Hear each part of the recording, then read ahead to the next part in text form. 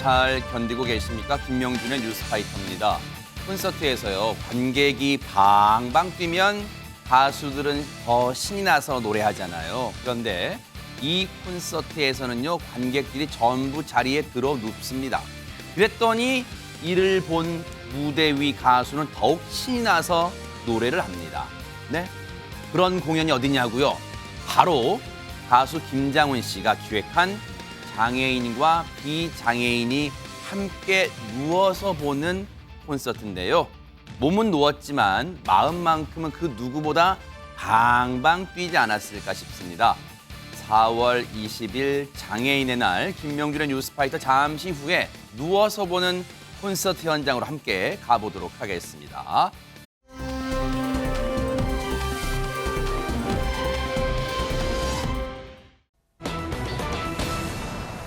이분을 수식하는 표현은 참 여러 가지가 있어요. 말 그대로 살아있는 한국 영화사, 그리고 최근에 또 여러분 많이 아시는 것처럼 혈액암 투병 중, 누구니 다 감 잡으셨을 거예요. 먼저 영상 만나보시고 이어가 보도록 하겠습니다.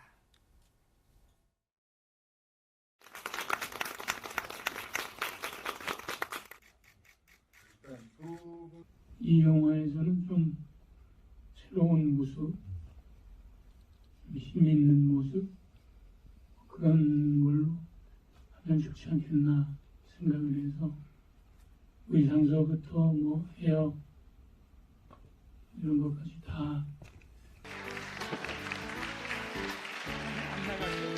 아름다운 예술인상 시상식 축제를 이름 그대로 아름답고 뜻깊게 자랑스럽고 빛나게 해주신 5개 부문 수상자 여러분, 뜨거운 축하 박수를 드리면서 소중한 시간을 함께해 주신 참석 귀빈 여러분께 거듭 감사 인사드립니다. 감사합니다. 네.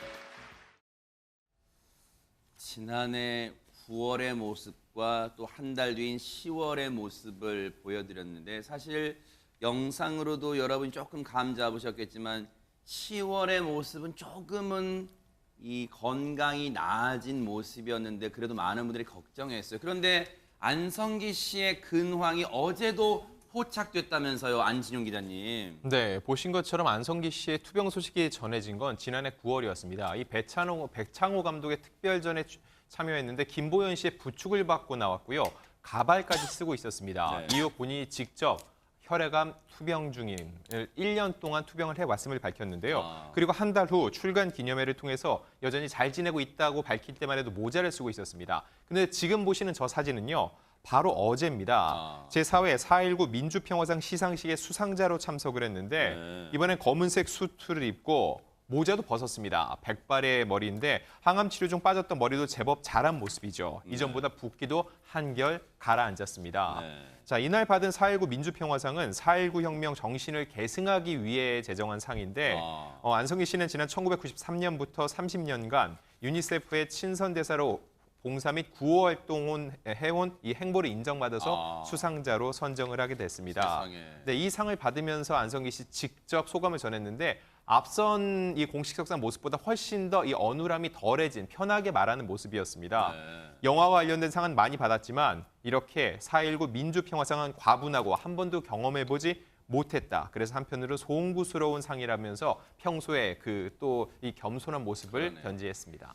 지난해 10월의 모습 보는 게 이제 근황 마지막으로 보는 거였는데 지금 4월이니까 한 6개월 만에 다시 보게 된 건데, 이수정 교수님, 일단은 눈에 띄는 대목이 얼굴 색도 많이 좋아지고 붓기도 많이 가라앉고 좋아진 것 같아요, 진짜. 네, 뭐 가시적으로도 굉장히 회복세에 들어선 그런 느낌입니다. 네. 그런데 이제 이분은 19년도에 혈액암 발병 사실을 알게 돼가지고 네. 1년 뒤에 사실은 완치됐었다고 발표를 했었습니다. 그런데 문제는 6개월 만에 다시 증상이 안 좋아져가지고 네. 작년 이제 연말까지 힘겹게 투병을 했던 것으로 알려지고 있고요. 네. 그래서 항암을 다시 뭐 시작을 했는데 굉장히 힘들었다고 이제는 돌이켜 말할 수 있을 정도로 지금 회복이 되셨다고 합니다. 네. 사실 지난해 9월 때 모습과 10월 때 모습 앞서 보여드렸잖아요. 근데 최명기 원장님, 정말 우리 한국 영화사의 거목이에요. 지금도 살아있는 한국 영화사인데 이 모습을 당시 그 모습을 많은 분들 앞에 보이기가 참 망설여졌을지도 몰라요, 진짜. 네, 그러나 저는 약속을 지키고자 하는 마음이 제일 중요했었던 것 같습니다. 그 모습으로 보이기로 했고 그 모든 행사에 본인이 참여하기로 하셨고 거기에 의미를 두고 있었을 때 본인의 상태가 완벽하진 않으나 약속을 지킬 것이냐 약속을 지키지 않을 것이냐 사이에서 약속을 지키는 쪽을 선택하신 거고요. 네. 또 건강이 우리가 나빠지면 나빠질수록 이번이 마지막이 될지 몰라 생각이 있을수록 진짜 오히려 역설적으로 굉장히 약속을 지키고 싶어 하시는 분들이 많거든요. 원장님이 보실 때도 의료인이시니까 이 얼굴만 보더라도 좀 확연히 건강이 호전됐다는 거 어느 포인트를 보면 좀 알 수 있어요. 만약에 현재의 머리카락이 본인의 머리카락이라고 이제 가정하게 되잖아요. 네. 그러면은 그 머리가 자라는 동안은 항암 치료를 받거나 그렇게 해서 추가로 머리카락이 사라지지 않은 거죠. 그렇기 때문에 항암 치료로 인해서 그 어느 정도 없어진 머리카락이 전부 다 난다는 거는 그 사이엔 어느 정도 이제 유지가 되는 거고요. 그런 다음에 가발을 쓰는 거는 어느 정도 그래도 항암 치료하고 굉장히 어려우시다가 보면은 두피 자체가 굉장히 예민해져서 어느 순간은 가발을 쓰거나 그런 것 자체도 굉장히 알레르기 반응이 정말 어려워지는 경우도 있습니다. 그래요, 네. 그러다가 보면은 모자를 갖다 선택하게 되시거든요. 네. 그래서 저 때부터 지금까지 그래도 몇 개월은 항암 치료 없이도 꾸준히 회복되셨다고 추정됩니다. 그렇군요. 안성기 씨가요. 영화 인생 데뷔한 지 66년입니다. 진짜 대박이잖아요. 강산이 6번도 더 넘게 변했는데 정말 우리 한국 영화사의 거목으로 지금도 든든하게 지켜주고 계세요. 정말 대단합니다.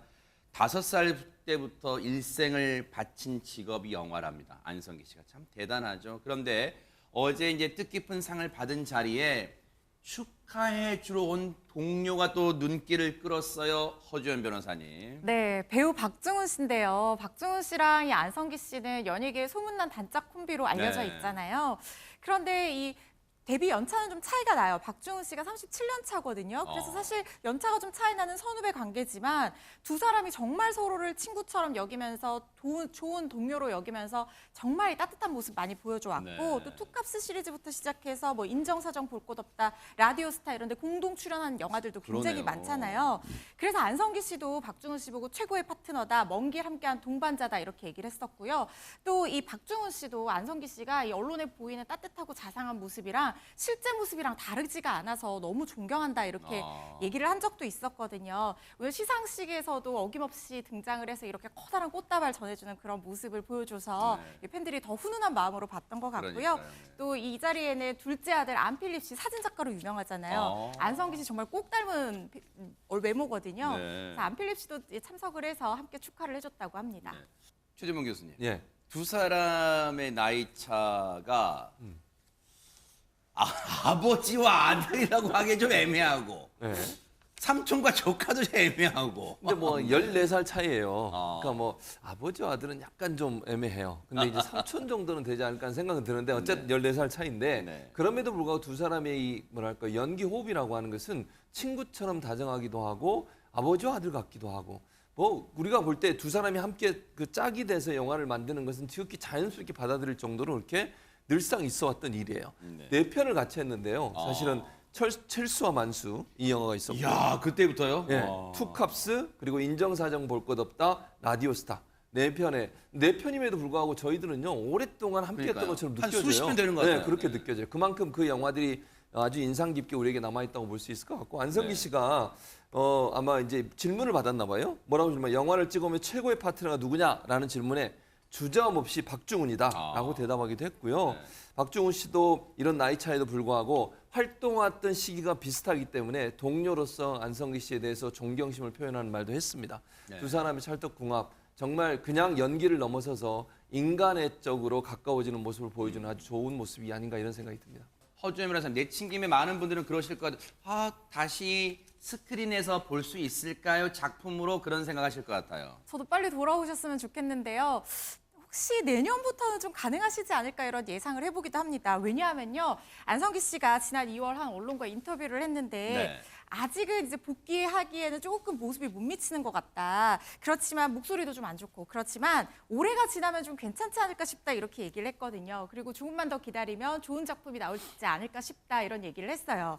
그런데 지난 10월에 인터뷰할 때는 이 민머리 상태였기 때문에 작업할 수 없는데 건강한 모습으로 돌아오겠다는데 이번 약속을 지키셨잖아요. 네. 그래서 이 2월 인터뷰 약속도 지켜지지 않을까 이렇게 그러니까요. 바라면서 기대를 해보고요. 네. 또 어제 안성기 씨가 어떤 말씀을 하셨냐면 네. 남아있는 내 삶에서 이 작은 힘이지만 우리 사회 행복 지수를 높일 수 있는 일이 뭔지 아유. 찾아서 신명을 바치려는 희망을 잃지 않겠다 이렇게 말씀을 멋집니다, 하셨어요. 진짜. 다들 아시겠지만 안성기 씨가 30년간 유니세프 친선 대사로 또 네. 봉사 구호 활동도 하셨고 또 어제 시상식에서 상을 받은 이유도 신영균 이 예술문화재단에서 공익 사업을 이끌어온 그 공로를 인정받아서 아하. 상을 받은 거거든요. 네. 그래서 뭔가 공익 사업의 뜻을 갖고 계신 게 아닌가 이렇게 추측해 보기도 하는데요. 네. 그렇다 하더라도 이렇게 건강한 모습으로 보여주시는 것, 대중 앞에 나타나 주시는 것만 해도 다 우리 팬들이 따뜻한 마음으로 힘을 또 받을 것 같습니다. 60년 넘게 팬들한테 받은 사랑을 또 다시 사회에 돌려주겠다는 그 마음, 안성기 씨 마음 참 너무 감사하고 따뜻합니다. 정말 또 앞으로도 응원하며 지켜보도록 하겠습니다.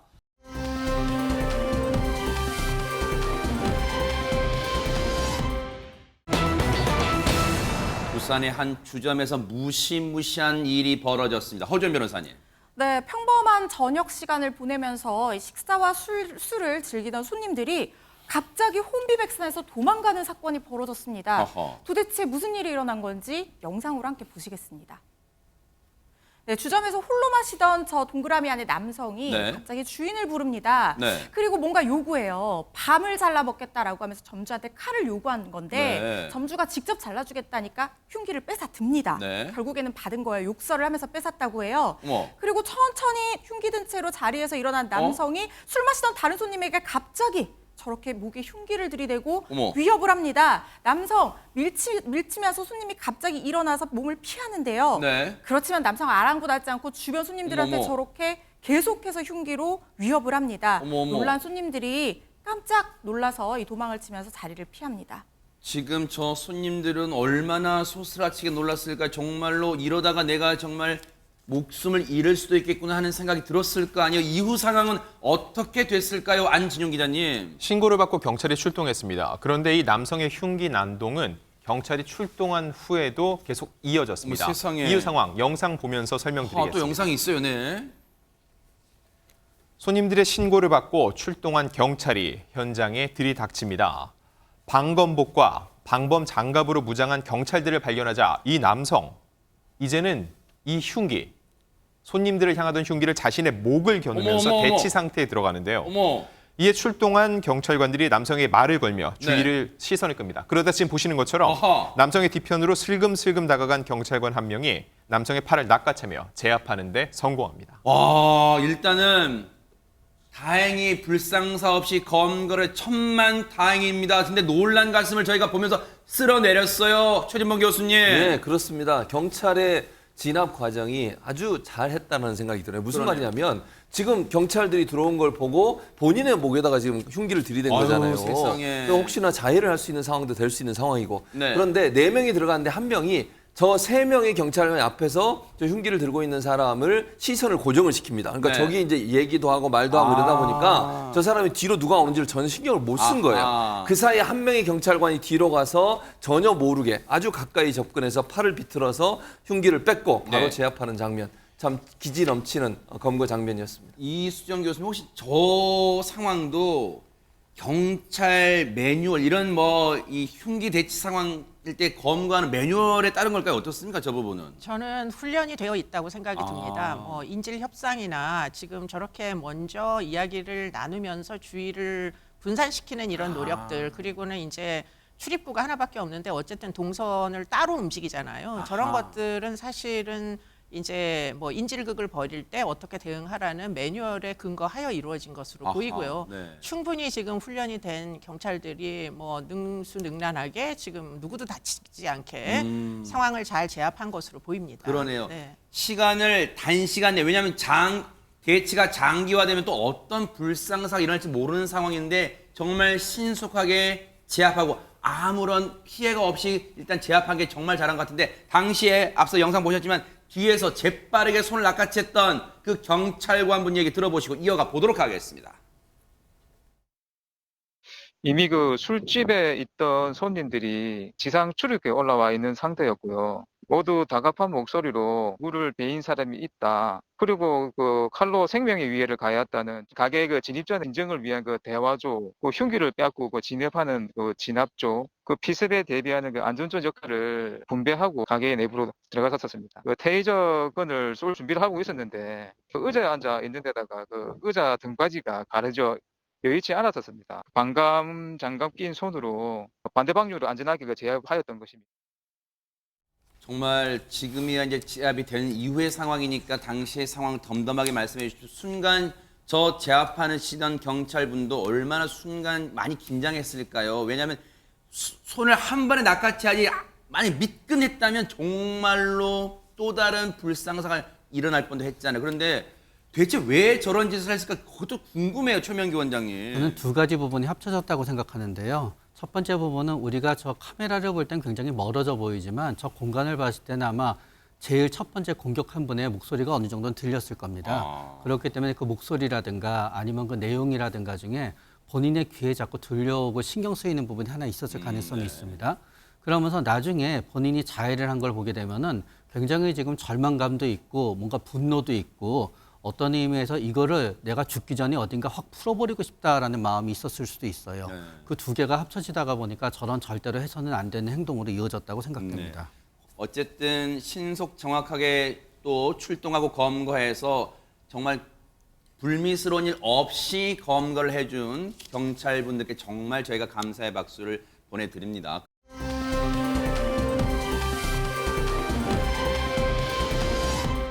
그런가 하면요. 요즘에 이제 날씨가 많이 따뜻해져서 뭐 저녁에도 좀 춥지는 않더라고요. 그래서 집 앞에 운동기구 있는 공원에 많이 가시는 분 많아요. 그런데 이 운동기구 때문에 세상에 안타까운 일이 벌어졌습니다. 안진용 기자님. 네, 지난 2019년 10월 대구 북구 구암동에 있는 한 체육공원에서 벌어진 일입니다. 주민 A씨는 거꾸로 매달리는 운동기구, 일명 거꾸리를 사용을 했는데 그러다 뒤로 넘어가 바닥에 떨어지면서 경추를 다쳤습니다. 어머 세상에. 그 결과 사지의 불완전 마비, 감각 이상 등의 중상해를 입게 됐고요. A씨는 대학병원에서 수술받은 뒤 지난해 10월까지 외래 치료 등을 받아왔습니다. 네. 이게 저 운동기구 혹시 보신 적 있으실 거죠? 이게 저게 이제 거꾸로 매달린다 해서 거꾸리인데 저 거꾸리라는 운동기구가 혹시 최명기 원장 평소에도 좀 위험성이 있는 거예요? 주의가 필요한 그런 운동기구인가 어떻습니까? 네, 그건 이제 두 가지 측면에서 그렇습니다. 첫 번째는 지금과 같은 사고의 가능성 때문에 그런데요. 발목이 고정되어 있지만 어떤 발목에 힘이 모자라다든가 아니면 그게 느슨할 때 혹은 평균적인 어떤 발목의 사이즈와 본인의 발목의 사이즈가 맞지 않다거나 갑자기 뭐 양말이 미끄러진다거나 그렇게 하면 일단 고정대에서 빠질 수 있는 가능성이 있고요. 그런 다음에 당연히 발목이 고정되어 있을 거로 생각하고 손으로 힘을 주는 부분에 약한 힘을 주다가 보면은 결국 그 두 개가 겹치다가 보면은 그대로 두부가 떨어지기 때문에 경추 내지 두부에 손상을 받을 수 있습니다. 세상에. 그러나 그게 아니더라도 평소에 저기에 굉장히 익숙하신 분이 아니라고 가정했었을 때 갑자기 몸의 위치가 180도로 바뀌기 때문에 저기에서 다시 원래 몸의 위치로 돌아오기를 어려워하는 분들도 간혹가다 그럴 수 있고요. 있어요, 네. 그러면서 허리 같은 데 굉장히 무리가 될 수도 있고 네. 그리고 어떤 경우에는 갑자기 혈압이 떨어지거나 혈압이 올라가거나 하게 되면서 건강에 무리가 올 수 있기 때문에 네. 어느 정도 굉장히 숙련된 분이 처음에 할 때는 옆에서 도와줄 수 있는 분과 함께 하는 쪽이 굉장히 안전하겠다고 생각됩니다. 이게 이제 일반적으로 거꾸리를 이제 이용할 때의 모습인데 지금 이 사고를 당하신 분은 세상에 거꾸리를 이용하다가 뒤로 넘어가서 바닥에 떨어지면서 경추를 다쳐서 지금 세상에 사지마비가 됐다는 거예요. 그런데 지금 허준 변호사님, 당시 그러면 그 운동기구에, 거꾸리 운동기구에 이거는 다칠 수 있으니 뭐 조심하세요, 주의하세요, 혹시 그런 경고 문구가 있었습니까? 이 주민 A씨에게 따르면 이 낙상 위험이 있는 굉장히 위험한 운동기구일 수도 있는데 그런 안내문 같은 것이 전혀 부착되어 있지 않았다고 합니다. 그래요? 그리고 바닥에 이렇게 뭐 충격을 완화할 수 있는 매트라든가 미끄럼을 방지할 수 있는 이 돌기형의 안전 장치라든가 이런 것들이 전혀 설치되어 있지 않았다는 거예요. 그래서 이 주민이 이 지방자치단체를 상대로 8억 9천만 원의 손해를 배상해달라는 국가배상 청구 소송을 제기를 한 걸로 보입니다. 국가배상 청구라고 하는 것은 이 우리가 일반 국가나 지방자치단체에서 설치하고 관리하는 시설물 같은 경우에는 통상 당연히 갖춰야 될 안전성을 갖추고 유지할 수 있도록 관리하는 주체가 의무를 다해야 될 책임이 있어요. 그래서 그 책임을 다하지 않았을 때 이 피해자에게 손해를 배상해 줄 수 있다는 그 제도인데요. 네. 이걸 통해서 이 배상 청구를 제기한 걸로 보입니다.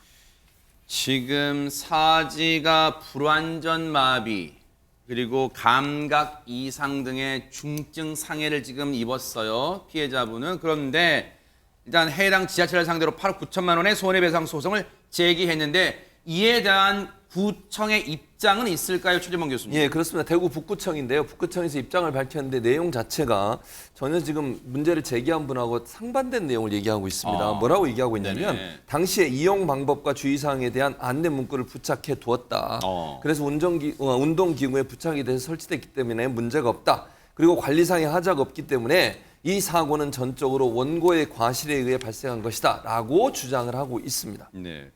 안내 문구 부착했다는데 그 여부는 뭐 현장 조사를 하면 금방 나올 만한 내용이었고 어쨌든 주장이 양측의 주장이 팽팽하다 못해 180도 달라요. 법원의 판단은 뭐였을까요, 허지원 변호사님? 네, 일단 법원에서 봤을 때는 이 안내 문구가 있기는 했었는데 그 안내 문구 안에는 어떤 내용만 있었냐면요. 심장의 그 혈액순환을 돕는다, 내지는 운동기구 어떻게 이용해야 된다 이런 기본적인 이용법까지만 기재가 되어 있었다는 겁니다. 네. 그러니까 주의사항이나 추락사고로 인해서 이런 상해 또는 중상해가 발생할 가능성에 대해서 경고하는 내용의 안내문이 부착되어 있지 않았다라고 지적을 한 건데요. 네. 그래서 이 지방자치단체가 주민한테 5억 8천만 원가량을 배상해야 된다 이렇게 결정이 났습니다.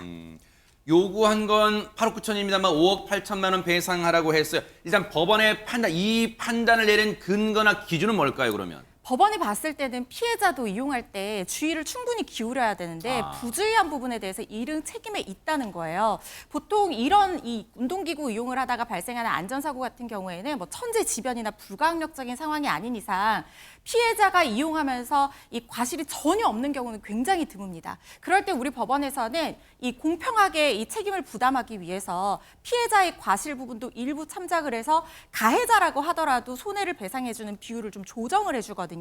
이거를 이제 법률 용어로 과실상계라고 하는데요. 법원에서 이런 부분을 참작을 해서 피해자도 어느 정도 이릉의 책임이 있다고 봐서 이 5억 8천만 원 정도만 인용을 해준 걸로 보입니다. 이수정 교수님, 이건 결코 가볍게 볼 사안은 아닌 것 같아요. 왜냐하면 전국에 있는 지자체에서 언제든 발생할 수 있는 안전사고라는 생각이 듭니다. 네, 뭐 지금 이제 이걸 놓고서는 누리꾼들이 이제 굉장히 말씀들이 많으신데요. 그래요? 뭐 꼭 긍정적인 의견만 있는 거 아닙니다. 그래요? 지금 부정적인 의견도 굉장히 많이 표현을 하고 계시는데 네.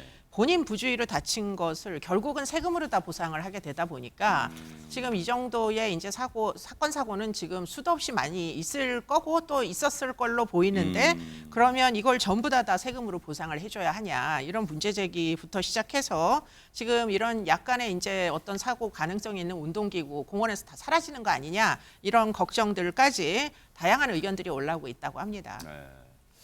사실 이 부분은 저희가 뭐 가타부타 말하기는 참 어려운 부분이에요. 근데 어쨌든 전국에 꼭 이번에 해당됐던 지자체뿐 아니라요. 전국의 다른 지자체 차제에 이번 일을 계기로 공원, 이 근린 공원 시설에 대한 안전 점검 그리고 반드시 이런 이 부작용이나 또는 위험 사고에 안전 사고에 대한 위험성을 알리는 장치도 반드시 마련해야겠다 이런 생각을 해 봅니다.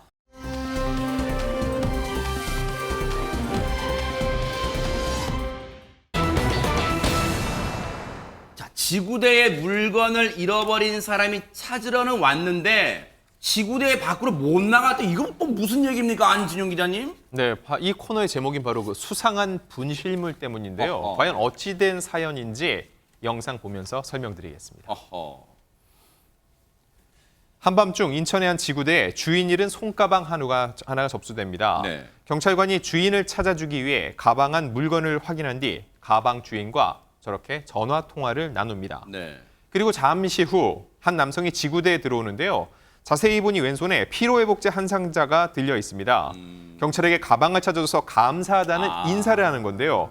그런데 잠시 후 이 남성 체포가 됩니다. 어머머. 과연 어떤 일이 벌어진 걸까요?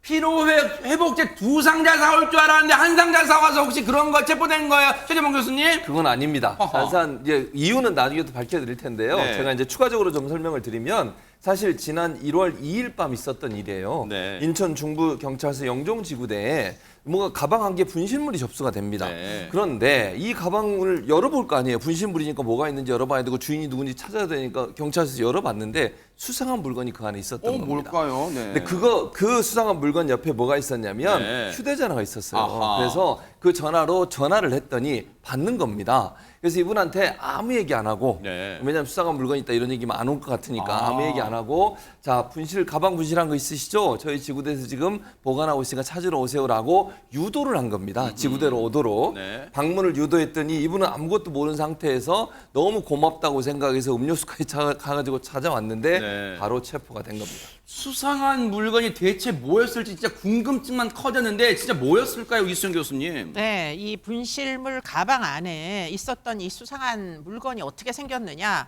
담배 모양으로 이렇게 생겨가지고 어허. 그것이 똘똘 이렇게 말려 있었답니다. 어허. 무엇에 의해 가지고. 그래서 지금 뭔가를 이제 그 지구대에서 의심을 해가지고 경찰서 강력팀에다가 이제 좀 내려와 봐라, 이거 좀 봐달라, 네. 이렇게 해가지고 강력팀 형사들이 당도했고요. 네. 그리고는 이제 확인을 해보니까 이게 다름 아닌 대마초로 확인이 됐다고 알려지고 있습니다. 어머 세상에 경찰분들이 가방 찾아주기에 급급해서 그냥 신분증만 확인하고 가방 돌려줬으면 큰일 날 뻔했어요. 경찰 얘기 들어보시고 이어가 보도록 하겠습니다.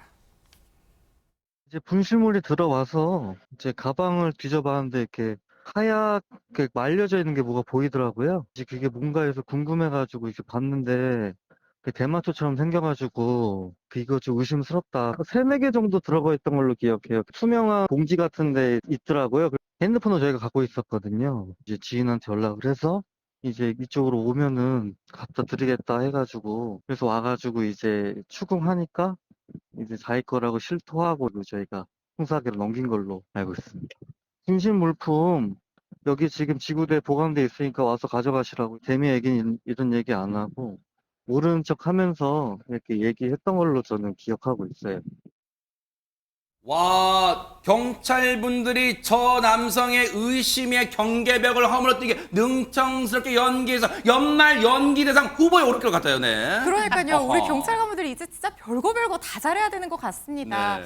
정말 노고에 감사드린다는 생각이 드는데 얼마나 자연스럽게 잘했던지 이 가방 주인이요. 한치의 의심도 없이 손에는 딱 이렇게 피로회복제까지 선물까지 챙겨 들고 이 경찰서로 찾아왔습니다. 네. 그리고 너무나 태연하고 뻔뻔스럽게 저렇게 음료 건네면서 아이고 가방 찾아주셔서 감사합니다 이렇게 인사까지 했다는 거예요. 네. 경찰관이 잠깐만 앉아 계세요 한 뒤에 다시 음료를 돌려주면서 저희는 마음만 받겠습니다 이렇게 얘기를 하고는 이제 대화를 시도하는데요. 진실의 시간이 찾아온 겁니다. 경찰관분이 이렇게 얘기를 했어요. 가방 속에서 대마초가 발견됐습니다, 선생님. 강력팀이 확인을 마쳤는데 어떻게 된 일입니까? 하니까 이 남성이 전혀 예상을 못했던 거예요, 정말로. 그러겠죠. 그래서 잠시 침묵하더니 너무 명백한 증거가 나왔으니까 네. 대마 소지와 흡연 사실까지도 인정을 했다고 합니다. 네. 마약류 관리법 위반 혐의로 검거가 됐는데요. 마약류 관리법 위반 보면은 이 소지한 약물, 투약한 약물의 종류에 따라서 처벌 수위가 달라지는데 대마 같은 경우에는 소지 투약이 5년 이하 징역 또는 5천만 원 이하 벌금에 처해지게 되고요. 네. 직접 판매까지 했다고 하면 최소 1년 이상 유기징역형에 처해지게 되거든요. 네. 그래서 어떤 행위까지 했는지 좀 철저한 수사가 진행될 걸로 보입니다. 우리 경찰분들 참 노고가 많은 게 뭐 영화처럼 뭐 격투 끝에 범인을 검거하는 것도 중요하지만 저렇게 물리적 충돌 없이 딱 범인을 꼼짝달싹 못하게 검거하는 거 얼마나 멋집니까? 우리 경찰분들 참 잘하셨습니다.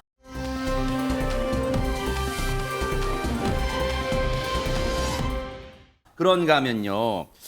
이 영상 보시면 나쁜 짓 한 사람들은 정말 숨을 데가 없다는 거 바로 느끼실 거예요. 최재문 교수님. 네, 그렇습니다. 지난달 천안에서 있었던 일인데요. 천안의 한 도로에 순찰 중이던 경찰관과 수배범이 우연히 맞닥뜨리는 그런 상황이 어이구. 발생을 했습니다. 네. 당시 모습이 담겨 있는 순찰차 블랙박스 영상 야. 보여드리면 설명해 드리도록 하겠습니다. 어떤 장면일까요? 네. 예, 지금 도로 위에 차량들을 조회하며 순찰 중이던 경찰들이 빨간색 자동차 한 대를 발견하게 됩니다. 원안에 있는 차죠. 어허. 그런데 네. 이 자동차 차량 번호를 조회하자 네. 수배 중인 상태로 나옵니다. 어머. 그래서 수배 차량을 발견한 경찰은 즉시 차량 앞을 막아서면서 정차를 요구하는데요. 어머, 지금 어머, 보시는 것처럼 수배범은 곧바로 차를 틀어서 도주하기 시작을 합니다. 어허. 그렇게 시작된 도주극, 무섭게 가속 페달을 밟으며 질주하는 도주 차량은 계속되는 경찰의 정차 지시를 무시하고 난폭 운전을 어머, 어머. 이어가는데요. 급기야 불법 유턴을 감행하는 등 위험천만한 운전을 약 20분 동안이나 어머머, 이거 불법 이어갔다고 유턴하네요. 예, 그래서 맞습니다. 아이고 횡단보도, 그것도 횡단보도가 있는데도 불법 유턴하고 있어요. 근데 지금 도로에 차량도 많고 만약에 방금 횡단보도에 진짜 사람이 지나면 어쩔 뻔해서 빨리 저 차량 잡아야 될 것 같은데요, 허지원 변호사님. 잡아야죠. 이후의 상황도 영상으로 준비가 되어 있는데요. 잡혔는지 어떤지 영상으로 같이 보시겠습니다. 불안불안해요, 진짜. 네. 네, 도주 중이던 빨간색 차량 앞 차량이 센스 있게 막아섰어요. 어머. 그랬더니 이 수배 차량이 차를 돌려서 주변 공사장 쪽으로 다시 도주를 이어가는데 네. 머지않아서 이 도주로를 차단 중이던 경찰관들한테 가로막혀서 오도가도 못하는 상황이 됐습니다. 어허. 이런 상황에서도 수배범 끝까지 경찰관 지시를 계속해서 무시를 하는 모습인데요. 어머머머. 결국 어떻게 합니까? 창문을 부수고 있습니다. 네. 수배범을 차에서 끌어내리면서 이 상황이 종료가 되게 되는 겁니다. 야, 저 상황에서 보세요. 경찰분들이 차가 계속 앞뒤로 막 움직였잖아요. 정말 다칠 뻔했어요. 그런데 어쨌든 뛰는 수배병 위에 나는 경찰이 있었으면, 그런데 저 운전자요, 안진용 기자님, 무슨 잘못을 했길래 수배를 당하고 있었어요? 네, 지난달 17일 천안 서부역 인근이었습니다.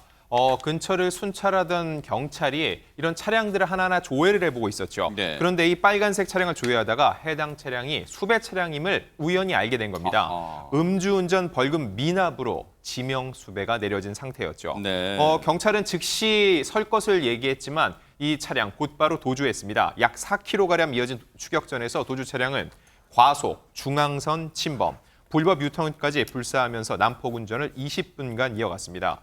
결국 지원 요청을 받은 경찰관들이 이 차량 앞에 가로막으면서 멈춰서게 되는데 그 후에도 이 수배범 순순히 내리지 않고 끝까지 버텼습니다. 아유. 결국 경찰들이 창문을 부순 후 물을 강제로 개방에 붙잡았고요. 남성은 무면허 난폭 운전으로 현행범 체포됐습니다. 지금 보셨지만 마지막 순간까지도, 검거 직전까지도 하마터면 경찰분들 다칠 뻔해서 차가 계속해서 왔다 갔다 하니까 움직이고 안 내리니까요. 그런데 어쨌든 집념으로 마지막에 검거했어요. 당시 현장에 있었던 경찰 얘기 들어보시고 이어가 보도록 하겠습니다. 그 순찰 중에 그 빨간색 지프차여가지고 좀 눈에 띄어가지고 저희가 차량 조회를 했는데 그런 수배자가 확인돼가지고 저희가 사실 그렇게까지 도망가는 사람은 많이 없거든요. 저희가 몇 번을 요구하고 뒤에 순찰차 지원까지 왔는데도 끝까지 도주하고 막상 저희가 체포를 하고 나서 뒤에는 이제 좀 반항은 하진 않더라고요. 뭐 시민분들은 다치신 분이 없었고 저희 경찰관 분들은 조금 약간 부상 정도만 있었고 창문 깨다가 이제 그 유리창이다 보니까 손이 살짝 찢어지고 봐봤다는 거에 대한 그런 안도감도 있었고 근데 가장 좀 걱정했던 거는 저희가 추격하면서 거의 뭐 차량 통행량도 좀 있는 곳이고 어쨌든 위험하게 중앙선으로 넘어가고 해서 다칠까 봐 다행히 일단 아무 사고 없이 제가 검거를 한 상황이니까 저 무모한 도주를 했던 운전자 범죄 종합 세트였어요. 죄값을 달게 받아야 되잖아요. 맞습니다. 이 50대 수배자 이 무면허 운전 및 난폭 운전 혐의로 이 현행범으로 체포가 됐고요. 또 음주운전 벌금 미납 상태였잖아요. 그래서 관련 서류가 이제 경찰에 남겨진 상황이라고 하고요. 네. 유치장이 입감해서 조사를 받고 있는데 일단 난폭 운전 같은 경우에 1년 이하 징역 또는 500만 원 이하 벌금에 처해질 수 있고 무면허 운전도 1년 이하 징역 또는 300만 원 이하 벌금에 처해질 수 있습니다. 그리고 음주운전 벌금 안 냈잖아요. 이거 내야 돼요. 근데 만약에 못 낸다. 그럼 몸으로 떼와야 됩니다. 노역장에 유치가 돼서 이제 복무를 하게 되는 거고요. 네. 그리고 지금 뭐 유턴하고 중앙선 침범하고 이런 것들 많았잖아요. 다 범칙금 내셔야 될 걸로 보입니다. 네.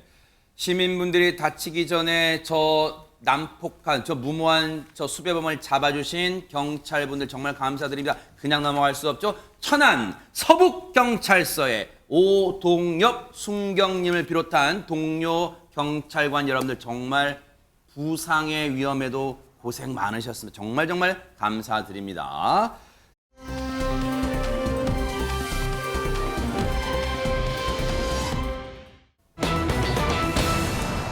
보통 콘서트는 우리가 막 방방 뛰며 막 열광하며 보잖아요. 그런데 뭐 누워서 본다. 아니 요즘 극장 뭐 좀 편하게 보는 건 봤지만 콘서트를 어떻게 누워서 봐요, 안진영 기자님? 네, 말씀하신 대로 어제 서울 강남구의 한 복합 문화공간에서 누워서 보는 콘서트가 열렸습니다. 그런데 이 콘서트 굉장히 큰 의미를 담고 있는데 4월 20일 바로 장애인의 날입니다. 그래서 장애인들도 편안하게 누워서 공연을 즐길 수 있길 바라는 목적으로 이뤄진 행사였는데 네. 국내 최초로 객석 1열에 중증 장애인을 초대해 실제로 누워서 관람하는 형태로 공연이 진행됐습니다.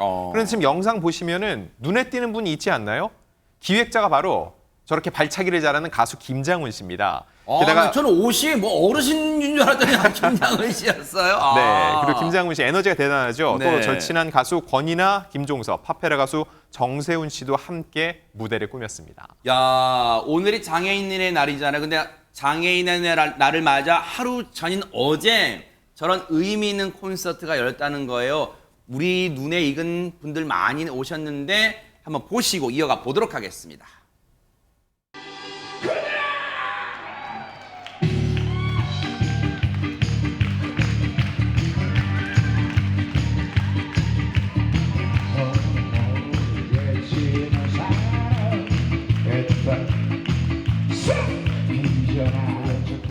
장애인 행사는 100번은 간 것 같아요. 앞에 있는 소망이 이 동생이 10년 전에 제가 약속한 동생이 같이 누워서 있으면서 그런 공연을 보고 싶어 해서 제가 그 약속 지킬게 그러고 너무 늦었다 했던 그 동생들이 앞에 와서 앉아있는 걸 보니까 너무너무 행복하고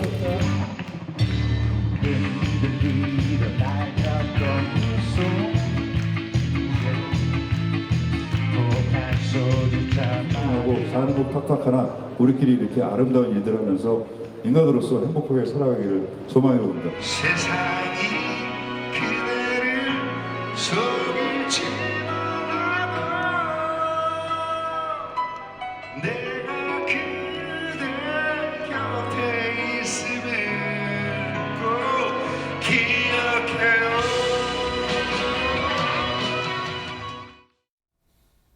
김장훈 씨가 서 있는 그 뒤에 화이트보드에 누콘 돼 있네요. 누워서 보는 콘서트. 아, 이름 잘 지었어요. 근데 최명기 원장님, 참 장애인분들한테는 이 콘서트 참 색다르게 또 남다르게 다가왔을 것 같아요. 맞습니다. 특히나 이제 저희가 휠체어 보행이 어렵고 계속 누워만 있어야 되는 분이 와장 상태라고 하게 되는데요. 네. 와장 상태인 분 같은 경우에는 가장 소외받는 곳이 공연과 여행입니다. 그렇기 때문에 저렇게 공연을 갖다 한번 경험할 수 있다는 거는 저 공연 자체도 좋지만 네. 진짜 평생을 통해서 있을 수 없다고 생각했던 게 본인의 인생에서 경험할 수 있었던 진짜 소중한 일로 아마 계속 기억에 남으실 겁니다. 네. 조금 전에 뭐 김종서 씨의 모습도 같이 볼 수가 있었고, 그런데 여러분 혹시 그거 아셨어요? 저도 이번에 이제 쭉 이 얘기 준비하면서 알았는데 허주현 변호사님, 김장훈 씨가 그동안 선한 영향력을 우리 사회에 많이 끼치고 있었다면서요? 김장훈 씨 정말 기부천사로 유명하죠. 기부 액수가 뭐 100억대가 넘는다 그래요? 이런 기사도 나온 적이 있고 또 독도 홍보를 위해서 기부 활동도 많이 하시고 세상에. 월스트리트 저널에 이 그 동해를 표시해야 된다라고 이게 전면 광고를 사비로 실기도 했었어요. 세상에. 이렇게 선한 영향력 많이 행사하고 계신데 또 봉사의 아이콘이기도 하거든요. 근데 코로나 때문에 콘서트를 예전처럼 많이 못해서 네. 이 수익 활동이 좋지 않아서 예전만큼 기부는 많이 아, 못하셨지만 지금 이게 아마 독도 배경으로 공연한 건가 봐요. 네, 세상에. 맞습니다. 아이고. 독도 문제도 관심이 엄청 많으세요. 네. 근데 더 많이 봉사활동도 하고 있다고 하는데요. 연말에 8시간씩 아까 잠깐 지나갔는데 구세군 자선 냄비 행상도 진행을 했었고요. 또 코로나 때문에 지금 배식 봉사하는 장면 같은데요. 배식 봉사자들 발길이 많이 끊어져서 배식 봉사를 계속해서 일주일 정도 다니기도 했다고 합니다. 맞아요. 저 그 광고도 봤어요. 무료급식소 봉사하는 광고도 봤어요. 맞습니다. 네네. 그러다가 또 무슨 선행을 했냐면요. 서울역에 이 쪽방촌 도시락 그 배달 봉사 중에서 그 하다가 어르신이 쓰러진 거예요. 아이고. 그래서 그 어르신을 발견을 어머. 해서 심폐소생술로 저렇게 지금 김장훈 씨가 하는 거예요, 직접? 네, 목숨을 구한 어머. 저런 미담까지도 전해졌습니다. 세상에. 아니, 최진봉 교수님, 예. 김장훈 씨는 못하는 게 뭐 진짜 만능이에요, 진짜. 슈퍼맨. 예, 맞아요. 슈퍼맨이에요. 어허. 어디든 필요한 곳에 나타나서 본인이 갖고 있는 모든 능력을 발휘해서 할 수 있는 범위 내에서 최선을 다하는 모습 너무 보기 좋고요. 네. 사실 본인이 그렇다고 부자도 아니에요. 그러니까 기부를 저렇게 많이 했는데 생활을 이렇게 넉넉한 상황은 아닌 거라고 저는 알고 있거든요. 그래요? 그만큼 본인이 버는 돈의 많은 부분을 기부로 썼다는 점은 정말 박수받아 마땅하다 이런 생각이 드는데요. 어쨌든 김장훈 씨가 그런데 이제 젊게 보이잖아요. 네. 올해 환갑이에요. 에이, 설마요. 사실입니다. 진짜예요? 예. 그러니까 우리가 볼 때는 환갑이라고 전혀 느껴지지 않을 정도로 어머. 젊은 모습을 보이고 있는데 그래서 한 방송 프로그램에서 진행자가 이런 얘기를 했어요. 유난히 젊어 보시는데 네. 무슨 비결이 있습니까? 라고 했더니 두 가지를 얘기했는데 하나는 현대의학의 힘이래요. 네. 이거 여러 가지 의미가 있겠죠. 약이 있든지 의술이 있든지 와. 그게 첫 번째 힘이었고 그리고 마음 편하게 몇 가지를 끊었다고 합니다. 첫 번째 욕을 끊었대요. 욕? 네. 두 번째 화를 안 낸대요. 그리고 세 번째는 술을 끊었고요. 아. 마지막 네 번째 이건 왜 하는지 모르겠는데 여자도 안 만난답니다. 그래서 이 네 가지를 끊어서 그렇다고 하고 또 하나는 뭐라고 그랬냐면 우리 제작진도 인터뷰를 했나 봐요. 제작진한테 뭐라고 얘기했냐면 뭔가를 도달하기 전까지는 조금 절제를 하자는 생각이 있다라고 아하. 얘기를 하면서 네. 아직도 노래에 대한 갈급함이 있대요. 그러네요. 그래서 종교는 크리스찬인데, 그러니까 기독교인데 네. 삶은 스님 같은 삶을 살고 있다 이런 얘기도 했다고 합니다. 네, 진짜 금욕 생활하고 있네요. 술, 욕, 여자 다 끊었어요. 그런데 정말 김장훈 씨는 우리한테 뭔가 열정의 아이콘으로 다가오잖아요. 우리 제작진이 또 가만히 안 뒀어요. 인터뷰 해봤습니다. 들어보시고 이어가 보도록 하겠습니다. 기부활동은 아름다운 중독이라고 표현하고 싶은데요. 나로 인해서 그 사람들이 조금 행복해지고 저는 많이 행복해지고 이것처럼 좋은 게 없습니다, 세상에. 밥 굶는 아이들이 없어야 된다는 게 저의 나눔 1번 철학이어서 돈을 많이 벌어서 최소한 아이들이 밥은 굶지 않는 세상을 만들어 놓고 가자는 마음으로 열심히 살고 있습니다. 김영준 앵커한테 진짜 옛날부터 팬이었다고 전해주세요. 아 진짜 재미있게 보면 이렇게 너무 시원시원하잖아. 와우! 막 짜고 치는 것 같잖아요. 장훈영, 최강동왕 장훈영 멋져요. 앞으로의 멋진 활동과 또 선한 영향력도 응원하면서 기대해 보도록 하겠습니다. 멋지십니다.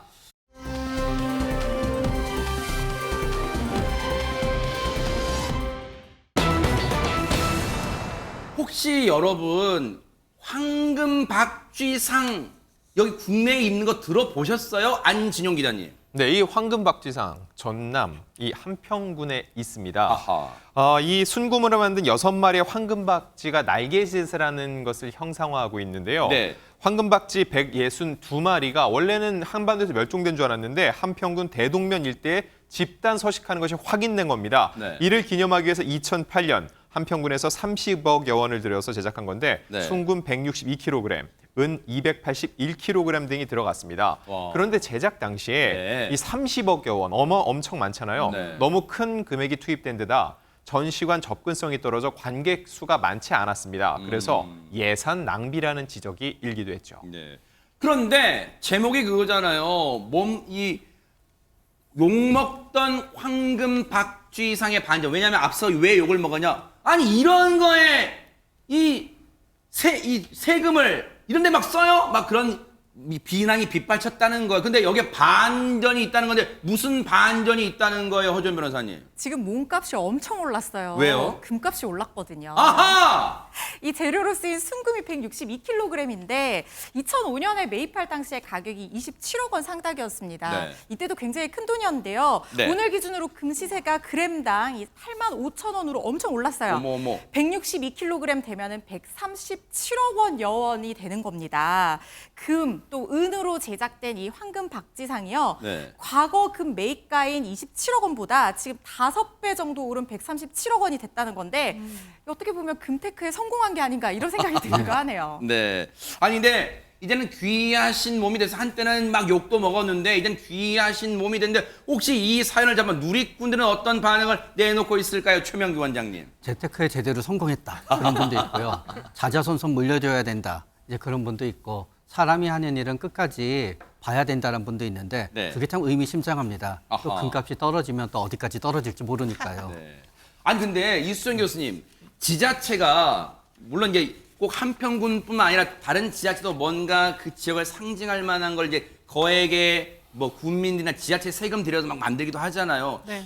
막 그런 얘기도 그때마다 있어. 이걸 만들어야 되냐, 말아야 되냐, 또 만들면 어떠냐, 뭐 등등 있는데 어떻게 봐야 될까요, 이런 거는? 뭐 지금 이 경우에는 그렇게 나빠 보이지는 않습니다. 예, 뭐 물론 액수가 너무 커서 아마 이게 지금 2005년도 당시에는 큰 돈이었을 거예요. 30억이면 진짜. 네, 그래서 좀 비난이 있었겠지만 어쨌든 지금 뭐 축제를 열어 가지고 온 이제 전국 뭐 시민들이 이제 여기로 여행을 오면 그 경비 생각해 보면 사실 남는 장사일 가능성이 굉장히 그러겠네요. 높거든요. 네. 그렇기 때문에 지금 이렇게 정말 일종의 이제 랜드마크처럼 이렇게 축제에 쓰일 물건을 뭐 만드는 거는 사실은 더 큰 이득으로 돌아올 수도 있을 거다 이런 생각이 듭니다. 그러네요, 진짜. 아, 이수정 교수님이 그 발상의 전환해 그 생각이 정말 공감이 됩니다. 그런데 최진봉 교수님 그런 네. 생각이 들어요. 금값이 뛰었으니 몸값도 올랐다. 그럼 뭔가 이걸 나쁜 마음으로 노리는 사람이 있을 거 아니에요. 있었습니다. 어머. 2019년 3월에 그런 일이 있었어요. 어머, 그래요? 저게 엄청나게 비싸잖아요. 금으로 네. 만드는 저걸 절도하려고 3인조가 절도를 시도했는데 어허. 철제문을 뚫고 들어는 갔어요. 어머머. 그런데 경보음이 울려가지고 결국 도망가다가 잡히는 일이 발생했습니다. 어허. 그러다 보니까 한평군 입장에서는 이거를 당장은 전시를 할 수 없는 상황이 돼버렸어요. 네. 지금도요. 그러니까 셔터, 방탄 유리를 포함해서 4중 도난 방지장치를 설치했고요.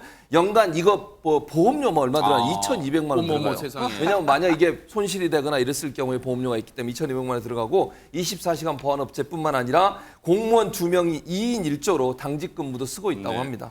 이걸 나쁜 마음 갖지 마시고 그냥 진짜 좋은 마음을 구경만 하세요. 저런 게 있다는 게 얼마나 자랑거리니까요. 자, 나쁜 마음 먹지 않기를 바랍니다.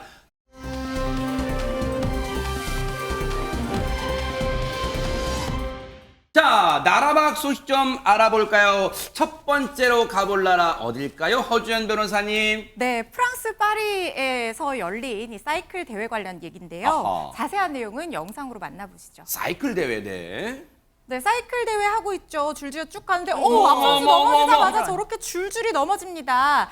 땅이 비에 젖은 탓에 앞선수가 어머, 아이고, 아이고, 아이고. 미끄러졌는데요. 도미노처럼 뒷선수들도 줄줄이 넘어지기 시작합니다. 일부 선수 어머. 보시면 너무 위험해 보입니다. 자전거랑 같이 넘어지고 10명 넘는 선수들이 저렇게 뒤엉키고 마는데요. 하지만 다행히 크게 다친 사람은 없나 봐요. 그래서 사람들이 금방 일어나서 또 대회를 이어갔다고 합니다. 어머 세상에 정말 크게 다친 분이 없다는 게 천만 다행이긴 한데 최진봉 교수님. 네. 근데 언뜻 봐도 길이 질척질척하고 미끈미끈한데 저기서 일단 대회를 강행한 게 문제 아니에요? 그게 근데 역사가 얼마나 오래됐냐 100년이 넘어요. 어머, 저게 그래요? 1896년부터 시작을 했는데 파리에서 루베라고 하는 도시까지 연결된 길인데 루베가 탄광 도시예요. 그러다 보니까 도로가 만들어진 게 아니라 저렇게 이제 흙으로 만들어진 도로고 울퉁불퉁하고 자갈도 있고 그러다 보니까 네. 사고가 자주 발생하는 악명 높은 대회 중에 하나예요. 그런데 이번에 지금 넘어지는 사고를 일으킨 엘리사 롱고라는 선수가 보르기니 선수인데 네. 이 선수가 작년에 1등에 또 우승자예요. 어머. 근데 저기서 넘어지다 보니까 11중 추돌 사고가 일어난 거예요. 어머. 그러니까 사이클끼리 그랬다는 거죠. 그래서 올해는 안타깝게 21위를 기록하는데 그쳤습니다. 네. 역사와 그 울퉁불퉁한 자갈길을 달리는 게 역사긴 하지만 그래도 늘 말씀드리죠. 대회는 안전 대비, 안전장치가 꼭 마련되기를 또 기대를 해보도록 하겠습니다. 보고 계십니까? 대박 사건. 네, 안녕하십니까? 김명준입니다. 여러분과 함께하는 뉴스파이터. 다양한 소식과 뉴스를 보고 싶으시면 화면 오른쪽을 꾹 눌러 구독해 주시길 바랍니다. TV로도 유튜브로도 여러분께 한 발 더 다가가겠습니다. MBN 뉴스와 뉴스파이터를 사랑해 주셔서 고맙습니다.